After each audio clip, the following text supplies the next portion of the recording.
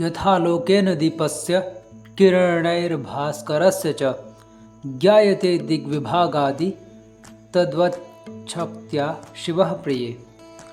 हे प्रिय, जैसे प्रकाश से दीपक का और किरणों से सूर्य की दिशा आदि के विभाग का ज्ञान हो जाता है, उसी प्रकार शक्ति के द्वारा शिव का ज्ञान हो जाता है।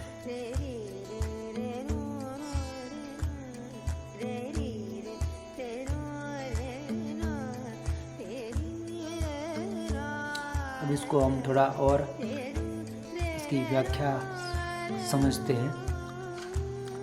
इस श्लोक में शिव और शक्ति की अभिन्नता का ज्ञान होता है और उसका एक और उदाहरण हमें प्रस्तुत किया है कि हे प्रिय, जिस प्रकार सूर्य से उसकी किरण भिन्न नहीं है तथा दीपक से उसका प्रकाश भिन्न नहीं है, उसी प्रकार शिव से उसकी शक्ति भिन्न नहीं है। यह उसी का प्रकाश है। जिस प्रकार सूर्य के प्रकाश से ही सभी दिशाओं का ज्ञान होता है, तभी सभी वस्तुएं देखी जाती है, उसी प्रकार शक्ति की सहायता से ही शिव की पहचान होती है। हालांकि यहाँ पर ये जो बोला कि दिशाओं का ज्ञान हो जाता है, वो ये थोड़ा मैं नहीं मानूंगा। दिशाओं का नहीं, जैसे कि सूर्य का प्रकाश को देखकर, परछाई को देखकर हमें पता चल जाता है ना कि किस दिशा में सूर्य है, सूर्य का पता चल जाता है। प्रकाश को देख, किरणों को देखकर ही पता चलता है कि सूर्य किस दिशा में होगा। वो जैसे हमें कमरे में दीपक रखा है, तो उस दीपक के प्रकाश को देखकर ही हमें उसका उद्गम स्थान जब ढूंढने निकलेंगे तो उसका उद्गम फिर वो दीपक हमें मिल ही जाएगा। ठीक वैसे ही हम शक्ति को जब उसका ढूंढते ढूंढते जब शक्ति का पता लगाने जाएंगे, तब अंत में हमको शिव मिल जाएंगे, क्योंकि दोनों एक ही है। शिव की ही वो शक्ति है ना, इसलिए शक्ति का मूल स्रोत हम ढूंढेंगे तो वो शिव मिलेंगे, क्योंकि दोनों में अभेद है। तो इसका यहाँ उदाहरण दिया है। तो यही इतना ही सार समझना है, लेकिन फिर भी हम आगे और देखते हैं कि मनुष्य में जो आत्मा है वही चैतन्य स्वरूप है तथा यह शरीर उसी की शक्ति का रूप है। उस चैतन्य स्वरूप आत्मा को शक्ति रूपी शरीर के माध्यम से ही जाना जाता है। यदि शरीर ही न हो, उसमें यदि चेतना नहीं होगी, तो उस आत्मा को जानने का कोई माध्यम नहीं रहता।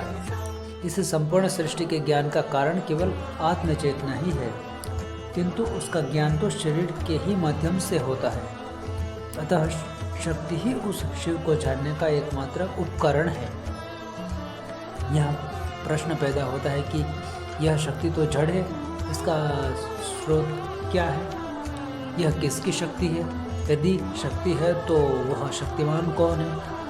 जिसकी वह शक्ति है, वह शक्तिमान तो चैतन्य स्वरूप ही हो सकता है, क्योंकि शक्ति अपने आप बिना चैतन्य के सृष्टि रचना अपने बलबूते पर नहीं कर सकती।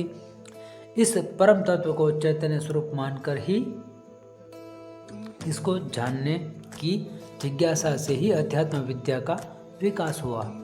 वैज्ञानिकों की भांति इसे स्वीकार नहीं किया गया कि सब कुछ प्रकृति की ही रचना है, जिसमें चैतन्य को कोई स्थान नहीं है। अध्यात्म विद्या सब कुछ चैतन्य की ही रचना मानता है। वह यह प्रकृति वह शक्ति उसका उपकरण मात्र है, जिसकी सहायता से वह रचना करता है। कोई भी रचना चैतन्य के बिना संभव ही नहीं है। अतः चैतन्य ही वह परम तत्व है, जिसकी खोज अध्यात्म जगत में हुई है, जिसमें सांख्य, वेदांत व तंत्र शास्त्र की ही महत्वपूर्ण भूमिका रही है। यह इस देश का दुर्भाग्य है ही कहना चाहिए कि आज जन समुदाय इस अध्यात्म ज्ञान की उपेक्षा कर विज्ञान की ओर अर्थात साइंस की ओर अधिक आकर्षित हो रहा है। विज्ञान का एकांगी ज्ञान देश का दुर्भाग्य ही बनेगा। वह जीवन में सुख सुविधा तो दे सकता है, किंतु इससे उच्च जीवन नहीं मिल सकता, विज्ञान के चकाचौंध में अध्यात्म की उपेक्षा करना जीवन का अभिशाप ही सिद्ध होगा। जिस प्रकार वृक्ष के बीज में पूरा वृक्ष समाया है, उसी प्रकार शिव रूपी चैतन्य स्वरूप में, चैतन्य तत्व में सारी सृष्टि समाहित रहती है।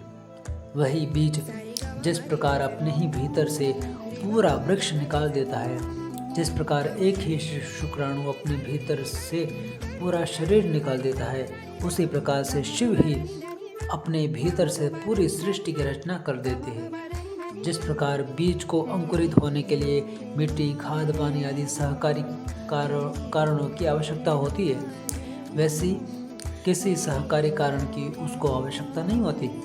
स्वेच्छा से ही उसमें स्पंदन होने लगता है, जिससे वह जगत रूप में परिणत हो जाता है।